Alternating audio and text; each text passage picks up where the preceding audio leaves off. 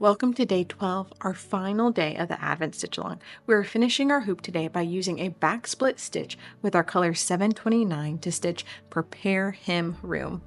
We'll be using 4 strands of floss today and again using a size 5 needle. To create those 4 strands, you're going to do what you did yesterday, flatten out 1 arm length of floss until you see all 6 strands. This time you're going to pull 4 and 2 apart. And once you have your 4 strands and your 2 strands, put your 2 strands aside. You can combine that later the next time you pull an arm length and then you have another 4 and 2. You can then put the 2 together in order to make 4 strands. But that way you are making the most of all of your floss. But now you have your 4 strands here and you can tie it off and start stitching. While yesterday was a little rough, today is honestly much easier. Because we're working with a back split stitch with such a large cursive font, you don't need to look for a pattern like we did the other day. So let me show you how it's done. We're going to start right here at the top of our letter P.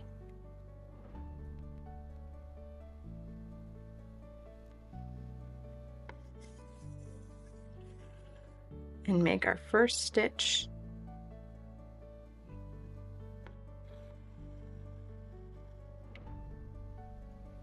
And then come half a stitch length forward.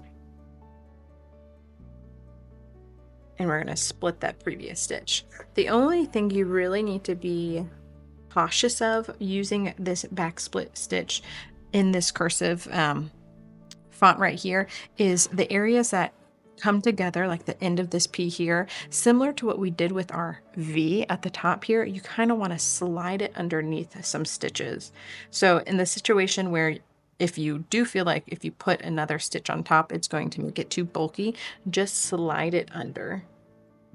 Another place that you're going to want to be aware of are these little curves in our R. I don't think we have, maybe a little bit with our E, but I think that E is big enough that we're not going to worry about it enclosing on itself. But we're going to use that same example that I used the other day of thinking of being on a racetrack and you want to be on that outside curve. But when we get to that point, I will talk you through it a little more.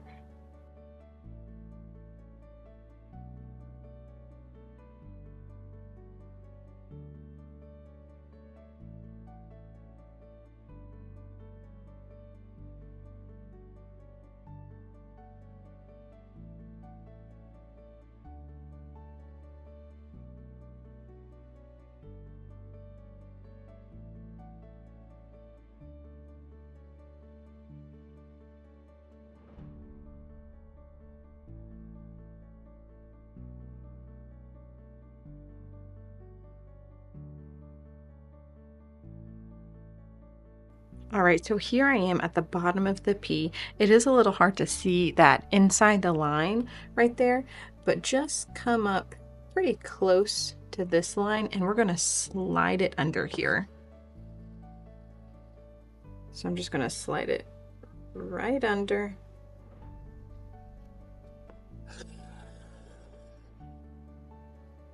And then I'm going to split that stitch right there.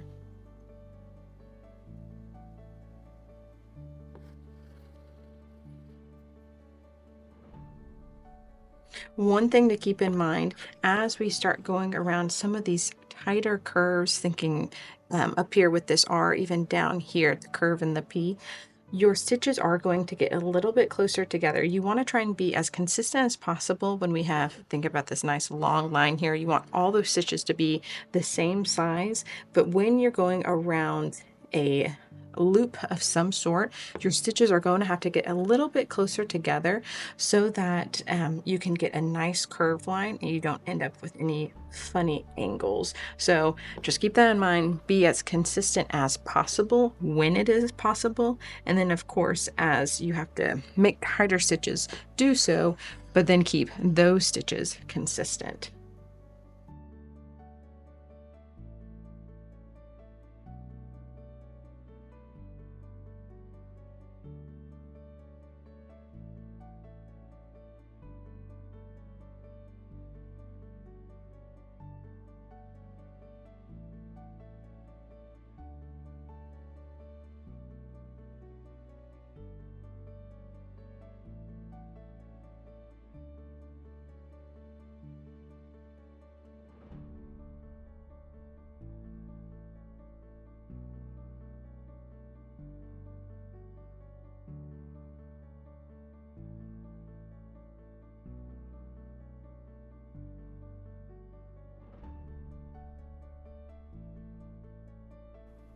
All right, so as I'm getting ready to cross over this letter P and go into the R, I just want to explain when we go over a letter like this, it will be this next stitch, not this first one here.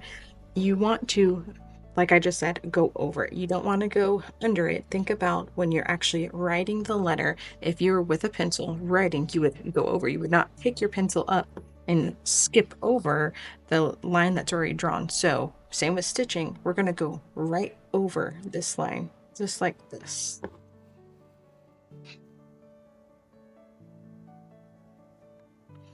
Now again, as we get ready to come to this little loop inside of our R, think of a racetrack and you want to be on the outside edge. We have 4 strands here, so that is going to be thick enough to cover this line really well. So don't feel like you're going to be too far on the edge that you end up exposing the black line. If you do feel like you've made a stitch and you can still see the black line, take that stitch out and try it again, and maybe don't go so far over.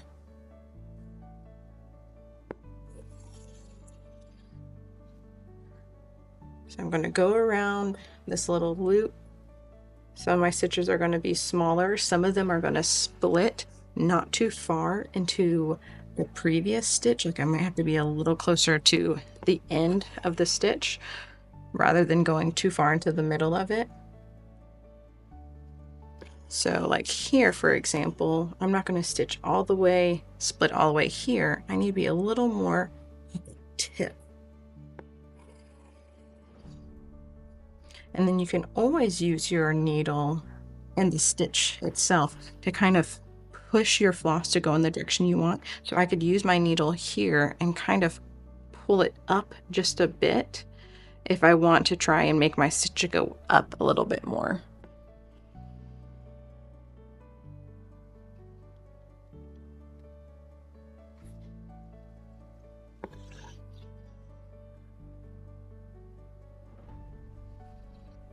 All right, so I'm about to cross over this R. So again, I'm going to stitch going over it.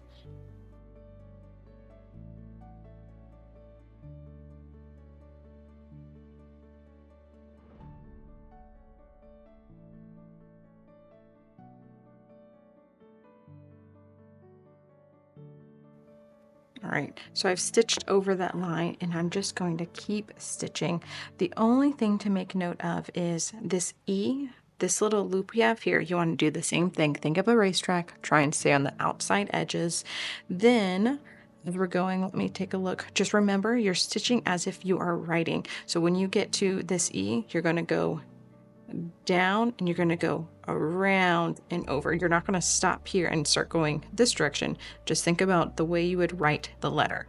Same here with the P. We're going to go straight down and then come back up, go around, do the loop of our A, and then come here to the top and go down.